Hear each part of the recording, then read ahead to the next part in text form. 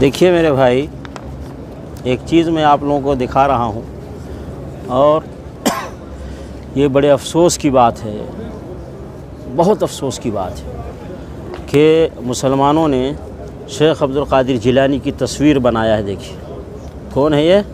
اس پہ لکھا ہے غوث اعظم عبد القادر جیلانی۔ شیخ عبد القادر جیلانی رحمۃ اللہ علیہ کی لوگوں نے تصویر بنایا ہے۔ یہ حقیقی تصویر نہیں ہے، یہ خیالی تصویر ہے۔ کیا ہے؟ خیالی تصویر۔ بھائی شیخ عبد القادر جیلانی رحمۃ اللہ علیہ کی تصویر، خیالی تصویر کیوں بنائے لوگوں نے؟ شیخ عبد القادر جیلانی رحمۃ اللہ علیہ کی تصویر کی ہمیں کیا ضرورت ہے؟ ہمیں کیا ضرورت؟ تو شیخ عبد القادر جیلانی رحمۃ اللہ علیہ کی تصویر کی ہمیں کیا ضرورت ہے؟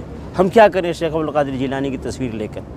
اگر شیخ عبد القادر اسلام میں کسی بھی بزرگ یا کسی بھی ولی یا کسی بھی نبی اور رسول کے تصویر کی اہمیت ہوتی تو اللہ رب العالمین کی طرف سے وہ انبیاء، وہ رسول جن کا ذکر قرآن مجید میں آیا ہے، آدم علیہ السلام سے لے کر محمد رسول اللہ صلی اللہ علیہ وسلم تک، ان کی تصویریں ہمارے سامنے ہوتی ہیں۔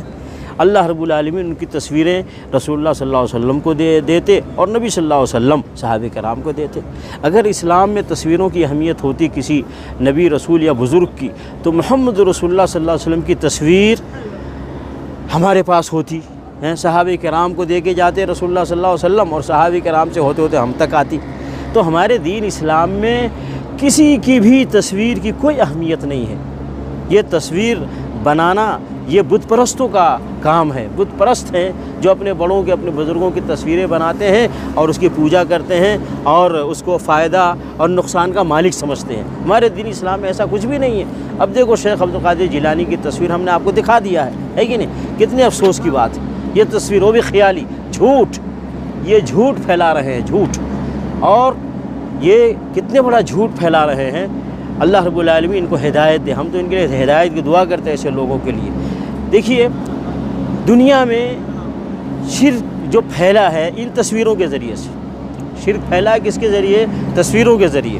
دیکھیے قرآن مجید میں ایک آیت ہے جس میں اللہ رب العالمین نے فرمایا کہ نوح علیہ السلام نے جب قوم کو بتایا ایک اللہ کی عبادت کرو تو ان لوگوں نے کیا کہا؟ قوم نے کہا وَقَالُوا لَا تَذَرُنَّ آلِهَتَكُمْ وَلَا تَذَرُنَّ وَدًّا وَلَا سُوَاعًا وَلَا يَغُوثَ وَيَعُوقَ وَنَسْرًا۔ یہ سورہ نوح میں یہ آیت ہے کہ نوح علیہ السلام کہہ رہے ہیں اپنی قوم سے اللہ رب العالمین کی عبادت کرو، اور قوم کہہ رہی ہے اے میرے بھائیو، اے میرے لوگوں، اپنے معبودوں کو نہ چھوڑو۔ وہ کون ہیں؟ ود ہے، سواع ہے، یعوق ہے، یغوث ہے، ونسر ہے، ان کو نہ چھوڑو۔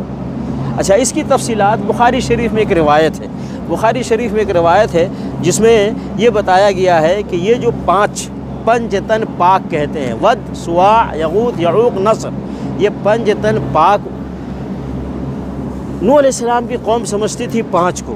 بخاری شریف میں حدیث ہے، کیا ہے کہ یہ لوگ یہ نوح علیہ السلام کی قوم کے ان نیک لوگوں کے نام ہیں،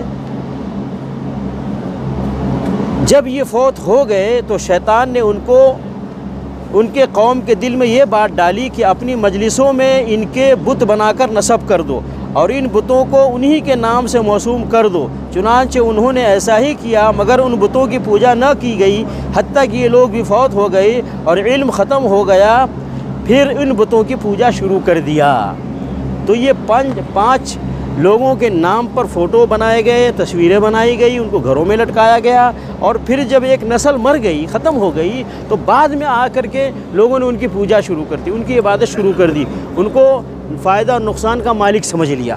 بالکل وہی حال مسلمانوں کا ہے کہ شیخ عبد القادر جیلانی رحمۃ اللہ علیہ کی خیالی تصویر بنائی اور پھر لوگوں نے ان کو غوث اعظم دستگیر مان لیا اور شیخ عبد القادر جیلانی کو نفع کا مالک سمجھ لیا اور نقصان کا مالک سمجھ لیا۔ اسی لیے صبح شام رات دن اٹھتے بیٹھتے یا غوث اعظم دستگیر پکارتے ہیں اور یا غوث اعظم دستگیر کا نعرے لگانے کا حکم دیتے ہیں۔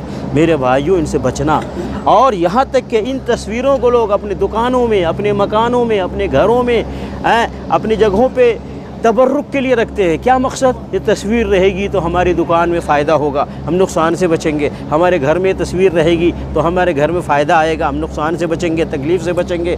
تو اس تصویر کو لوگوں نے فائدہ حاصل کرنے اور نقصان سے بچنے کا ذریعہ بنایا۔ بھائی بت پرستی یہ نہیں تو اور کیا ہے بت پرستی؟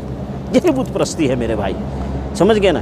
ہم ایک اللہ پر ایمان رکھتے ہیں، ایک اللہ ہمارا رب ہے، ایک اللہ ہمارا معبود ہے، ایک اللہ ہمارا نفع کا مالک ہے، ایک اللہ ہمارا نقصان کا مالک ہے، ایک اللہ ہی کے حکم سے بیماری آتی ہے، ایک اللہ کے حکم سے ہی شفا ملتی ہے، ایک اللہ ہی کے حکم سے زندگی ملتی ہے، ایک اللہ کے حکم سے ہی موت آتی ہے، ایک اللہ ہی لوگوں کو عزت دینے والا ہے، ایک اللہ ہی جو لوگوں کو ذلت سے بچانے والا ہے، ایک اللہ ہی جو کسی کو حاکم بناتا ہے، ایک اللہ ہے جو کسی کی حکومت کو ختم کرتا ہے۔ ہر چیز بیدہ الملک، اللہ رب العالمین کے ہاتھ میں ساری ملکیت ہے۔ للہ ما فی السماوات و ما فی الارض، زمین و آسمان میں جتنی چیزیں ہیں وہ صرف اور صرف اللہ رب العالمین کی ہے۔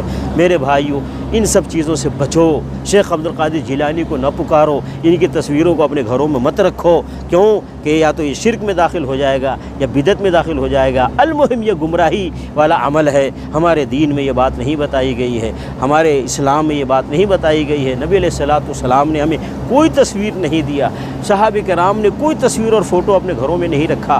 امام ابو حنیفہ، امام شافعی، امام مالک، یہ بڑے بڑے بزرگ جو گزرے انہوں نے کسی نے بھی کسی کی تصویر اپنے گھروں میں نہیں لگائی، دکانوں میں نہیں لگائی خیر و برکت کے لیے، بلکہ خود یہ شیخ عبد القادر جیلانی رحمۃ اللہ علیہ انہوں نے اپنے گھر میں، اپنے دکان میں، اپنے کسی جگہ پہ کسی کی تصویر نہیں لگائی۔ خود یہ شیخ عبد القادر جیلانی کے عقیدے کے خلاف ہے، شیخ عبد القادر جیلانی کے دین کے خلاف ہے، شیخ عبد القادر جیلانی کے عمل کے خلاف ہے جو یہ لوگ کر رہے ہیں۔ میرے بھائیو بچیے، ہم نبی صلی اللہ علیہ وسلم کے شہر سے، نبی صلی اللہ علیہ وسلم کے اس مسجد سے ہم وہ پیغام دے رہے ہیں جو پیغام رسول اللہ صلی اللہ علیہ وسلم اس مدینے میں صحابہ کرام کو دے کر کے گئے تھے، وہ یہ کہ ایک اللہ کی عبادت کرو، ایک رسول محمد صلی اللہ علیہ وسلم کی اطاعت اور پیروی کرو، اور اس کے علاوہ نہ اللہ کے علاوہ کسی کی عبادت کرو، نہ نبی صلی اللہ علیہ وسلم کے علاوہ کسی کی پیروی کرو۔ اللہ تعالی ہمیں اور آپ کو حق اور سچ بات پر عمل کرنے کی توفیق عطا فرمائے۔